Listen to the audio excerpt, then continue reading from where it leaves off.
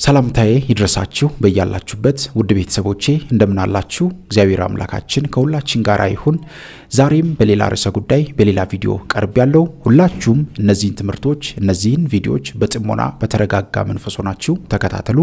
ለብዙ ሰዎች ተደራሽ እንዲሆን ቪዲዮን ስትጀምሩ ላይክና ሼር ማድረጋችሁን እንዳትረሱ። ለቻናሉ አዲስ የሆናችሁ ቻናሉን ሰብስክራይብ አድርጉ። በቀጥታ ወደ ዛሬው መርሃ ግብራችን እንሄዳለን። እሷ እንድትማር ነው እንዳትማር ነው የምትማር? አትማር። ለምን ትማራለች? ጎዳና ተዳዳሪ እንድትሆን ነው የምፈልገው። ጎዳና ተዳዳሪ እንድትሆን ነው የምፈልገው። ይኸውልህ ብሏኑና አቅዱ እንዴ ነው ያሳዝናል። እኛ በጣም ጠንከረን ስለምንጸልይ ነው እንግዲህ ነገር እንትን ያለው እንጂ በዚሁ አብሮ የማደግ ባህሪው ቢታይ ኖሮ ምን ሊያመጣ እንደሚችል አስቡት። ፕላኑና አቅዶቹ ገና ወደ መጨረሻው ድረስ ጎዳና ላይ ነው ማለት ነው። ወደዛ ከመሄዱ በፊት ግን እዚህ የሚያሳጣቸው ነገሮች አሉ። አእምሮን ማሳጣት፣ የምናስተውልበትን ማሳጣት፣ አለመታዘዝ፣ ግትር የሆነ ባህሪ፣ አለመስማትና አለማዳመጥ ከሰይጣኑ አሰራር ውስጥ የተደበቀ ሚስጥሩ ነው። ጤናን ላይነካ፣ ራስ ምታት ላይዝ ይችላል። እግርን ላይቆረጥምህ፣ ልብንም ላያምህ ይችላል። ውስጥህን በመጀመሪያ የሚጨርሰው በጎነትህ ላይ ነው። ሁሉ ጊዜ ክፉ ነገርን ለማሰብ እድሉን እንድንከፍት የሚያደርገን ይሄ ነው። ስልጣን ስንይዝ የስልጣን ሰይጣን አለ። ማዕረግ ስንይዝ የማዕረግ ሰይጣን አለ። ከፍታ ላይ ስንወጣ የከፍታ ሰይጣን አለ። ይሄ የማይገባን ሁኔታ ነው። እዛም ሆነን ግን የሌሎችን መንገድ የምንዘጋበትን ሴራ ስንነድፍ በደረጃችን ነው ፈተናው። ስለዚህ ከህፃንነት ይጀምራል ተንኮላችን። የኢትዮጵያውያን ተንኮል በዚህ ውስጥ ውሰዱት። እንደ ሀገርና እንደ አንድ ትውልድ ገጽታም ይዩት። ወረድ አድርገን እንይ። ከዛ በኋላ ደግሞ ከፍ ስንልም በከፍታው ላይ ያሉት ወንጀሎች ከተደበቁ ሴራዎች ጋራ የቱን ያህል ከባድ እንደሆነ መገንዘብ አያስቸግረንም። በቃ አሁን ለቀት ሄዳላት ነው። ለምን ስራዬን እኮ አልጨረስኩም። አንተ ማነህ ነው ምን? ሰይጣን፣ አጋንንት፣ ቡዳ ሁሉም አለን እሷ ላይ። እድል በዚህ አይነት መንገድ ትያዛለች።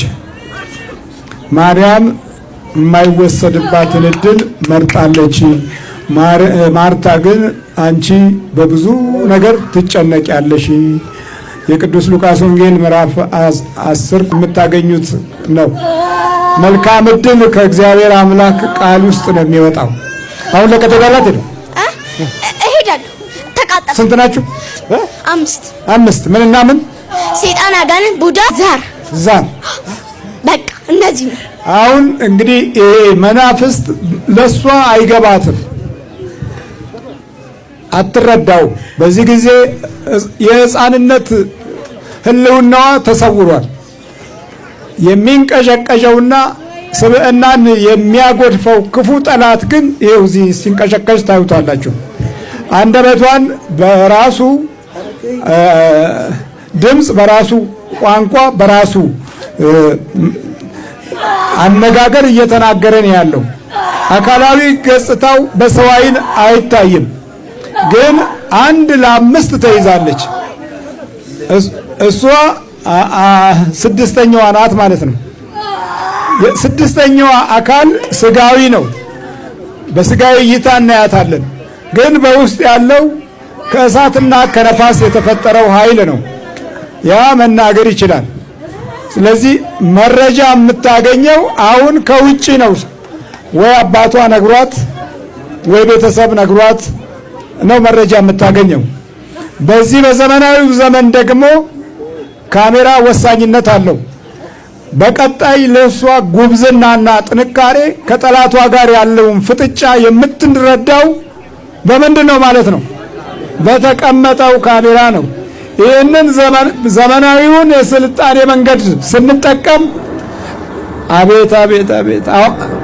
በቃ ምሁራኖቻችን፣ ሰባኪዎቻችን እሪ ማለት ጀመሩ። እውነት ነው ወይ? አሁን ለስብዕና አስበው ነው ወይ የሚለውን ስናስብ አይደለም። ውርደቱ የቱ ነው? እንደ ውርደት ቆጠሩት። ሰው እየተገደለ፣ ሰው እየተጣለ፣ ሰው እየተወጋ የሚታየው ድራማ የሌብነቱ የዝርፊያው የንጥቂያው ድራማ ደግሞ ያ ቆንጆ ነው። ያ ቆንጆ ተደረገ። እንዴት ነው ነገሩ? ለክፋትና ለሞት የሚደረገው አዋጅ ላይ ምንም አይደለም፣ እሱ ቲያትር ነው።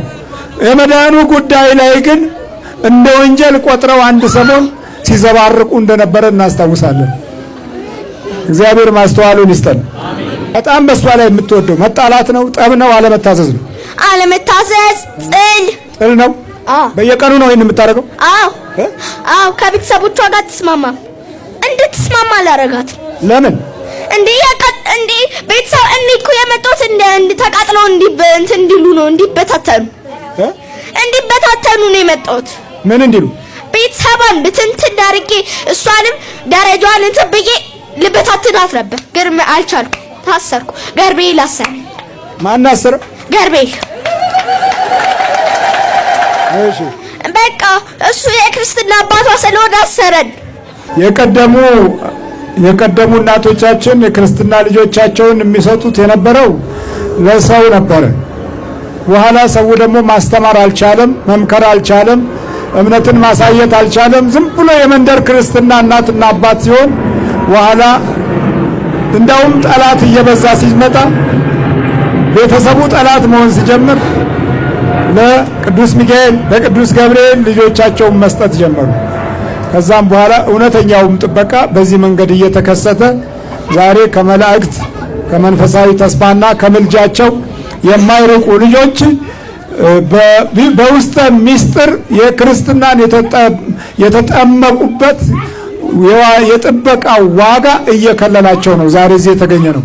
ይሄ ለመንደር የተሰጠውማ መናፍቅ ሆኗል። በየቦታው እየሄደ ያው መናፍስታዊ የሆነ ባህሪያትን ከየእምነቱ ድርጅት ውስጥ እየተቀበለ መከራውን ያያል። በቃ አለመታዘዝ ዋናው ባህሪዋ ነው።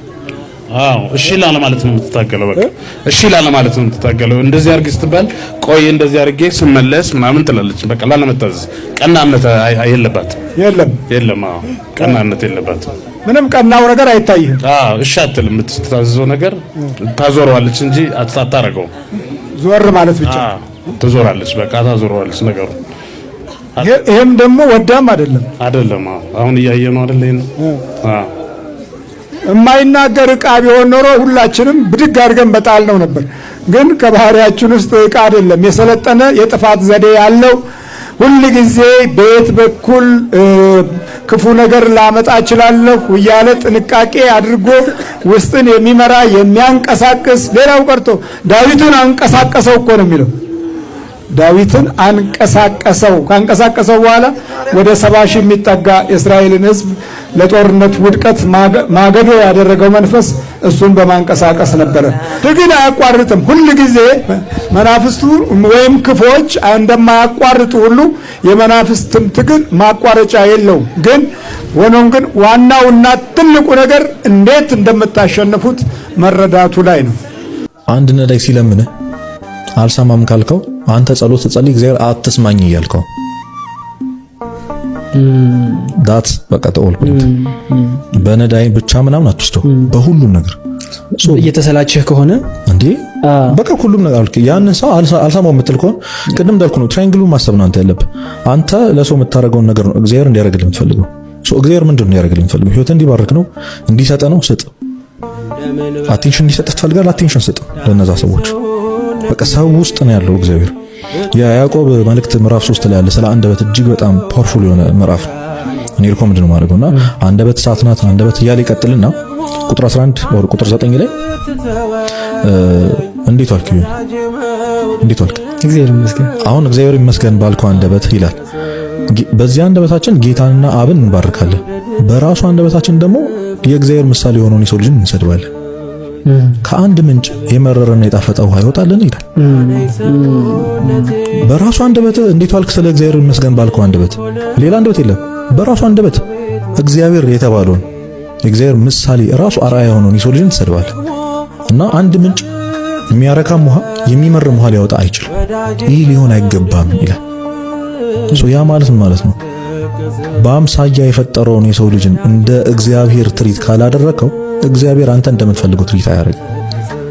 ሰብሰብ ስናደርገው ላይፍን መኖር የምትፈልገው እንደ ለእግዚአብሔር ብለህ ስለ እግዚአብሔር ብለህ እናድርገው መንፈሳዊ ህይወት ይሁን ካለን ኦሪየንቴሽኑ ስንመጣ አንተ ሰርፍ የምታደርገው የሰው ልጅ ነው ሰው ነው ማለት ራስን ክደ ሰው እንድታደርግ ነው የሚፈልግ በዛ መንገድ ነው እግዚአብሔር ስለሱ እንደኖርክ የሚቆጥርልህ ቢዝነስን እየሰራህ ያለው ለምንድን መኪና ምናምን ለመግዛት እሺ መኪናስ የምትገዛው ለምንድን እግዚአብሔርን እኮ መዋሸት አትችልም እኔ እግዚአብሔርን አይደለም እኛ ራሳችን መዋሸት አንችልም አይኔ ለእግዚአብሔር ብዬ ነው ምናምን ብትል የልብ ግድግዳ ላይ የተለጠፈችውን ያቺን የገንዘብ ፍቅር ግን እግዚአብሔር ያውቃል ቢቀርብህ ነው የሚሻለው እኔ እንደውም ምለው እሱ አንተ ሃንድል ማድረግ የማትችለውን የገንዘብ ፍቅር ከምትይዝ ቢቀርብህ ነው የሚሻለው ቢዝነስ ቢቀርብህ ነው የሚሻለው መጀመሪያው ከዚህ ህይወት የሚያስወጣ ከሆነ ከእግዚአብሔር የሚያርቅ ሁሉ ነገር ቢርቅህ ይሻላል አይከን ሃንድል ኢት በቃ ጀምሬ አንዳንድ ሰው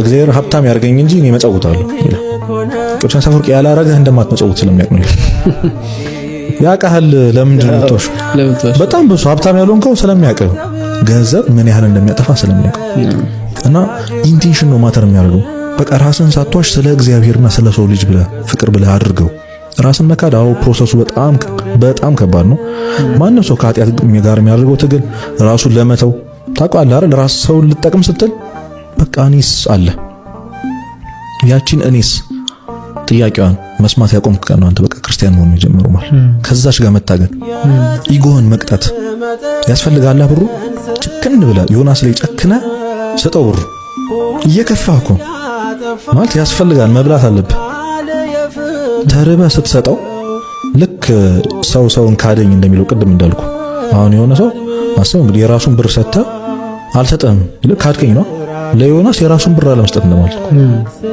ለማን ብለህ ስለ ክርስቶስ ብለህ ለማን ብለህ ስለ ሰው ልጅ ብለህ ማን ስለሞተለት የሰው ልጅን ቫልዩ ስለማናውቀው ነው ሰው ለእግዚአብሔር ያለውን አመለካከት ያለውን ፍቅር ያለውን ክብር ብናውቅ ኖሮ ከሰው ጋር ኢንተራክሽን እንደዚህ ነው ነበር እግዚአብሔርን እናከብረዋለን ሞገሱ ያስፈራናል ሰው ጋር ስትመጣ ደግሞ እንደዛ አይደለም ሰው ከሰው ጋር ያለው ኢንተራክሽን ስላልገባ አድርስልኝ ለሮፍናን በማርያም ሁላችሁም ኦርቶዶክሳውያን ቲክቶከሮች መንፈሳውያን በማርያም እርዱን ከጎናችሁ ሁኑ እስቲ እናት እዚህ ጋር እየኖረች ድኳን ላይ እየኖረች አባት እዚህ ጋር እየኖረ ህፃኖች እዚህ ጋር እየተኙ እኛ ኮንሰርት ያስፈልገናል አረ በማርያም በወላዲት አምላክ አትምጣ ትግራይ የሚያስፈልጋት በአሁኑ ሰዓት ጸሎትና ልመና ምህለላ ብቻ ነው እኛ ያስፈልገንም ኮንሰርት እናቴ እኮ ናት እዚህ የምትተኛው የኔ አባት እኮ ነው እዚህ የሚተኛው ወንድሜ እኮ ነው ህክምና ላይ ያለው እና ለምን ኮንሰርት ያስፈልገናል ሁላችሁም ኦርቶዶክሳውያን በእመቤቴ በወላዲት አምላክ ሼር ያደረጋችሁ አድርሱልኝ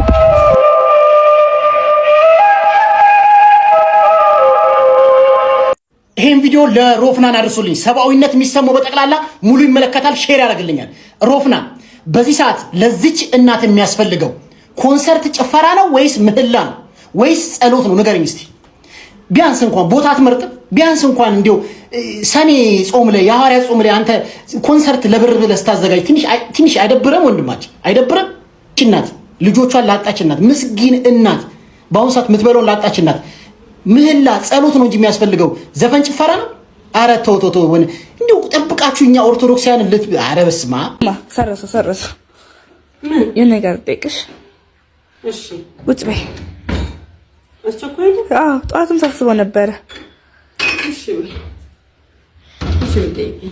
ቁጭ በይ እሺ ንገሪ ምንድነው ጠዋት አባዬን ማርያም ቤተክርስቲያን እንሂድና ከዛ በኋላ ስራ ትሄዳለህ ስትዩ አይ አንቺ ሂጂልኝ አለሽ ከዛ አንቺ እኔኮ እጸድቅብሃለሁ እንጂ አላጸድቅህም ጸድቅብኛለህ እንጂ አትጸድቀኝም ማለት ምን ማለት ፈልገሽ ነው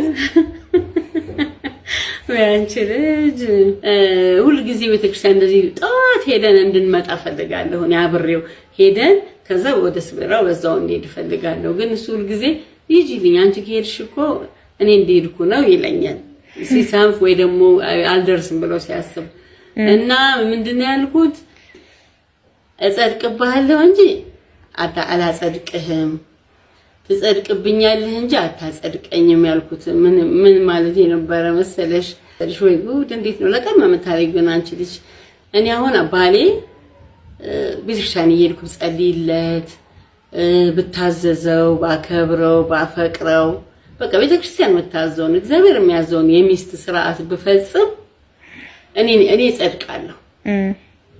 ጸድቃለሁ ያንን ተግባር በማከናወኔ ትዳሬ መጽደቅ ያደረኩት እኔ ጽድቅ ለመጽደቅ ተጠቀምኩበት። መልካም ሚስቶኜ ባሌንም ወዶኜ ታዛዦኜ ትሁቶኜ ጸሎት ያረኩለት ለባሌ እያሰብኩለት በማድረጌ እኔ ምን ሆናለሁ? ጻድቅ ሆናለሁ፣ ጸድቅበታለሁ ለሱ በማድረጌ። ግን ምን አላረገውም፣ አላጸድቀውም። ግን ጻድቅ እንደሆን ግን አላግዘውም። የጽድቅ ስራ የግል ነው። ገባሽ? እሱም እኔም ቢንከባከበኝ ቢያከብረኝ ቢወደኝ እግዚአብሔር እንደሚያዘው ቢያደርግ ይጸድቅብኛል በእኔ። ግን አያጸድቀኝም። እሱ ያንን ማድረጉ ለእኔ ለጽድቅ አይሆነኝም። ገባሽ? ለሱ ለጽድቅ ይሆናል። እኔ ለሱ በማደርገው ለኔ ለጽድቅ ይሆነኛል። ግን ጻድቅ አላረገው። እሱም እኔ ጻድቅ አያረገኝም። ነፍስ የየግል ነው። ሁለታችንም በየራሳችን ስራ ነው የምንጠየቀው። እኔ መሄድልህ ምጸልይልህ ምናምን እኔ ጻድቅ ያደርገኛል። ምናልባት በስጋ ሊጠብቀው ይችላል፣ በመንፈስ እግዚአብሔር መንፈስ ቅዱስም ሊጠብቀው ይችላል። ጻድቅ ግን አላረገውም። ስለዚህ ነፍሳችን የየግላችን ናት። አንተም መሄድ አለብህ፣ ጊዜ መስጠት አለብህ። እኔ በመሄዴ ቢጸድቅ ደስ ይለኛል። እኔ ጾሜለት ጸልዬለት ቤተክርስቲያን ሄጄለት ቢጸድቅ ደስ ይለኛል። ግን እንደሱ አይደለም ጽድቅ። በነፍስሽ ትጠየቂያለሽ። እሱም የፈለገ መልካም ቢያደርግልኝ እኔ ያንን መልካም ስራ ካልሰራው ስለሱ እኔ አልጸድቅ ብዬ ስለማስብ ነው። በእኔ እንዳይመካ ወይም ደግሞ የራሱን ስራም ችላ እንዳይል ማለት ነው። ፖርኖግራፊ ወይም ልቅ የሆነ የወሲብ ፊልሞች ወይም ደግሞ ጽሁፎች፣ ስዕሎች ነው። ፖርኖግራፊ በአይን የሚገባ እርኩሰት ብየዋለሁ ርዕሱን። ትንቢተ ዳንኤል ምዕራፍ 1 ቁጥር 8 ላይ ዳንኤልም በንጉሱ መብልና በሚጠጣው ጠጅ እንዳይረክስ በልቡ አሰበ፣ የጃንደረቦቹንም አለቃ ለመነ ይላል። ከባቢሎን ያሉት ከኢየሩሳሌም ተማርከው ከሄዱ የካህናት የነቢያት ልጆች መካከል ዳንኤልና 3ቱ ልጆች አናንያ፣ አዛርያ፣ ሚሳኤል በንጉሱ ቤት ወይ ቤተ መንግስት ጥበበኛ ተብለው እንዲያገለግሉ በእውቀታቸው በትምህርታቸው ሲመረጡ ንጉሱ ጋር ከመቀረባቸው በፊት ጥሩ ጥሩ ምግብ እንዲበሉ ጥሩ ጥሩ መጠጥ እንዲጠጡ ታስቦ ነበር። ነገር ግን ዳንኤል በንጉሱ መብል በሚጠጣው ጠጅ እንዳይረክስ ይላል። ምክንያቱም ንጉሱ ጣዖት አምላኪ ስለነበር ለሚቀርበው ምግብና መጠጥ አስቀድሞ ለጣዖት ከቀረበ በኋላ ደሙ ከተሰዋ በኋላ የሚቀርብ በመሆኑ እንዳይረክስ ነው። የንጉሱ መብል አለ። አሁን የምናነሳው ስለ ፋርስ ስለ ባቢሎን ንጉስ አይደለም። የማነሳው የዚህ ዓለም ገዢ ስለተባለው ስለ ሰይጣን ነው። እግዚአብሔር ገጸውና ዲያብሎስ አለው ምግብ ያቀርባል። ጥበበኛ እንድትሆን የሱ አገልጋይ እንድትሆን የሚያቀርበው አለው፣ ግን ያረክሳል። የበሉትም ደግሞ ከስተዋል። የጣፈጠ የበሉ መስሏቸዋል። እነ ዳንኤል አይ አንበላም አሉ። ጃንደረባውን ጠይቀው በኋላ ግን አረ ከከሳችሁ ሲባል 10 ቀን ጥሬ እንብላና ከ10 ቀን በኋላ ከስተን ከተገኘን እነሱ ከኛ ከበለጡ በቃ የፈለከውን አርጋሉት። ከ10 ቀን በኋላ ግን ሲታይ ጠጅና ስጋ ከበሉት ይልቅ እነ ዳንኤል እነኛ 3 ልጆች ፊታቸው አምሮ ሰውነታቸው ወፍሮ ተገኙ። አዎ የሰይጣን ምግብ ሲያዩት ያጣፍጣል፣ ሲያዩት ያምራል። ውጤቱ ግን መክሳት፣ ሞት ነው። የእግዚአብሔር ምግብ ግን እግዚአብሔር የሚሰጠን ነገር ግን ውጤቱ መወፈር፣ በመንፈስ በነፍስ መወፈር። ምክንያቱም መጽሐፉ ይላል እኮ ቅርታ መጽሐፉ ይላል ለስጋቸው መብል ሰጠ ይልና እግዚአብሔር ሲቆጣ በነፍሳቸው ግን ክሳትን ላከ ይላል። የነፍስ ክሳት ሲኦል የምትገባ ሆነ። ዛሬ ስጋ ለጊዜው ደስ ያለ ይመስልህ ሰይጣን ያቀረበልህ ምግብ እንደሚያረክስ አውቀሃል? መጽሐፍ ቅዱስ ምን ይላል? እኔ ቅዱስ ነኝና እናንተ ቅዱሳን ሁኑ ይላል። በእግዚአብሔር መልክና ምሳሌ ተፈጥረን የእግዚአብሔር ክብር በእኛ እንዲታይ ሲገባ የሰይጣን ስራ በእኛ ሲታይ መንፈስ ቅዱስ ሲያዝን ደስ ይለናል። ሰይጣን በዚህ ነው እግዚአብሔርን የሚዋጋው። እግዚአብሔርን ደካማ እንደሆነ አድርገን እንዲገለጥ የምናደርገው እኛ ለሰይጣን ሐሳብ በመገዛት ነው። ስለዚህ ዛሬ እንውጣ። ምንድነው ትርፉ? አእምሮ እየደነዘዘ በትንሽ ነገር የማትደሰት እየሆንክ ሁሉ ነገር እያስጠላሽ መጥተሻል። ከሰው ተለይተሽ ብቻሽን ያን ኃጢአት ለመስራት ሰው ጋር መሆን አትፈልግም። ቶሎ ብለ ሰው ካንተ እንዲለይ፣ ቤተሰብ እንዲተኛል፣ ጨለማ እንዲመጣ ከሰው የተለየ ቦታ የምትፈልግ ሆነሃል። ቤተሰብ አልገባውም፣ ከቤተሰብ ተለይተሃል። ፈሪ ሆነሃል፣ ድንጉጥ ሆነሃል፣ ሰው የምትጠላ ሰው የምትፈራ ሆነሃል። ብቸኝነት መርጠሃል። ጨለማው እየለየህ ነው። ቶሎ ብለህ ውጣ። ምናልባት እግዚአብሔር ከወደደም እንዳንተ ልብና ምርጫ ባንተ ሊሰራ እንደወደደው መጠን በአንድ ጊዜም ሊያጻ ሊያረግ ይችላል። አንዳንዴም ደግሞ ፕሮሰስ ሊሆን ይችላል። ነገር ግን ለምን አንዴ ያልወጣሁም ብለህ አታኩርፍ። እግዚአብሔር ላይም አታማርሪ።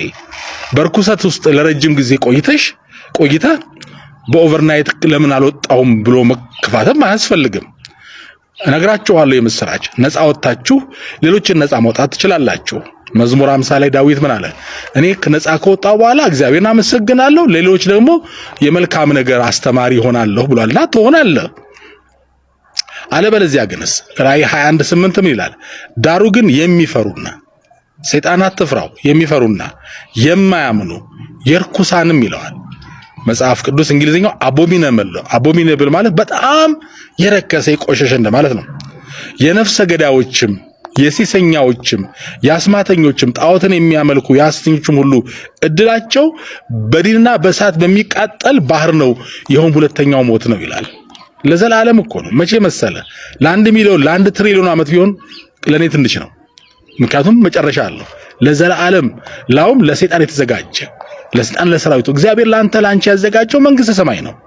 ታዲያ እንዴት ነው እሳት ንፋስ ሆኖ የተፈጠረን መልአክ ለመቅጣት የተዘጋጀ ቦታ አንተ እንዴት ትችለዋለህ? በክርስቶስ ኢየሱስ አምነህ ቶሎ ነፃ ወጣ። ጌታ ኢየሱስ መስቀል ላይ የሞተው ነፍሱ ደሙን ያፈሰሰው አንተን ከዚህ ርኩሰት መዞ ለማውጣት ነው። አመንዝራዋን የታወቀችዋን አመንዝራ ጌታ ያወጣት፣ አልፈርድብሽም ነፃ ሂጂ ብሎ ነፃ ያወጣት ጌታ፣ ደግመሽ ኃጢአት አትስሪ እንጂ ያለ ጌታ፣ ያቺ ማመንዘርን ባህሪዋ ልማዷ ያደረገችውን ሴት አጋንንቱን ከላዋ ነቅሎ ፈቶ እግዚአብሔር ይረዳናል። ምናልባት አንዳንድ ጊዜም በአብዛኛው ማለት ይችላል መንፈስ ይገባል። ማስተርቤሽን ላይም ፖርኖግራፊ ላይም በግብረ ሰዶም መንፈሱ ይገባል። አንዳንዴ መንፈሱ በአየር ላይ ሆኖ ይቆጣጠራል። ብርቱ የሆነ ጸሎት ሲያጋጥም እንደ አንድ ጭነት ከላያችን ሲነሳ ይታወቀናል፣ ጸሎት የእግዚአብሔር ቃል ሲያገኝ።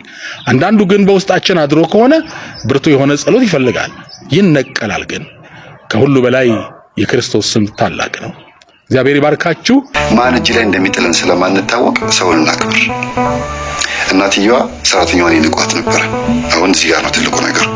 ይንቋት ነበር ብቻ ሳይሆን ማለት ከቁም ነገርም አይቆጥሯትም፣ ዘሯንም ይንቁ ነበር፣ ብሔሯን። እና ከናቁት ብሔር ጋር ነው ልጃቸው የተጋባው። እንደገናም ደግሞ ልጅቷ ደግሞ ልጃቸውን ሳትንቅ አጫሽ ነው ቃሚ ነው ሳትል ኢቭን የውስጥ ልብሱን ሁሉ ታጥብለት ነበር፣ ገበናውን ሁሉ ታጥብለት ነበር። የሚገርማችሁ ልብሱን ማለት ካልሲ፣ ፓንት፣ ካናቴራ ይሄን ሁሉ ራሱ ነበር ማጠብ የነበረበት። አንድ ወንድ ልጅ አይደለም ግን በቃ እዚህ ደረጃ ድረስ ታጥብለት ነበርና ምን ያህል ቅርቡ እንደነበረች የተረዳው ግን ቅርብ ጊዜ ነው። እሱ የሚመስለው ሳንቲም ስለከፈላት የምታጥብለት ነው የሚመስለው እና የሆነ ነገር ወርወር ያደርግላታል። ችግር የለውም እሷ ለቅባት መግዣ ለምን ብላ ተቀበለዋለች። ግን እሷ ግን የፈለገ ሳንቲም ቢወረወር ይሄን ሌላ ሰው ቤት እንደማታደርገው የሌሎች ወንድሞቹንም እንደማታጥብ ታውቃለች። የእሱን ብቻ እንደምታጥብና ያሳዝነኛል የዋህ ነው ትላለች። የሆነ ሰዓት ላይ ግን ወዳው ነበረ። ለምንድን ነው የወደደችው? አሳዝኗት። ብዙ ሴቶች ሲገፉት አይ ወይኔ መሰለሽ ብላ እንደሆነች ነገር እኮ እንደው አንድ ቄስ መጥቶ እኮ ቢያሳልመው ትል ነበር በፊት። እንደሆነ ነገር ቢያገኘው እኮ ይድን ነበር ትላለች። መንፈስ እንደሆነ ገብቷታል። የሆነ ነገር ሽው ብሎበት ነው እንደው አንድ ነገር ጸላይ ሰና አግኝቶት ነው ትላለች። ጠልቃ ይሄን የኛ ትምህርት ስታቅ ነው የገባት። ለዚህ ነው ለትምህርታችን ቅርብ የሆነችው።